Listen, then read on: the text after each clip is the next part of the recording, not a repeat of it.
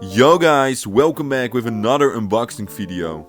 In today's video we're gonna unbox a Seiko Prospex Alpinist SPB157J1.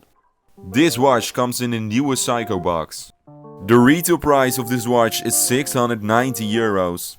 As you can see, the watch has a buckle.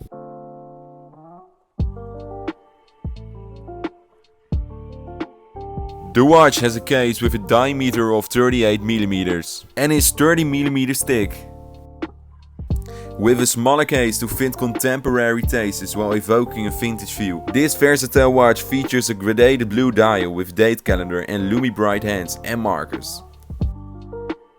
This watch also has a curved anti-reflective sapphire crystal glass, so you don't have any disturbing reflections. The blue leather strap has a lug width of 20mm. The watch is 20 bar water resistant. On the right of the case you can see a screw down chrome.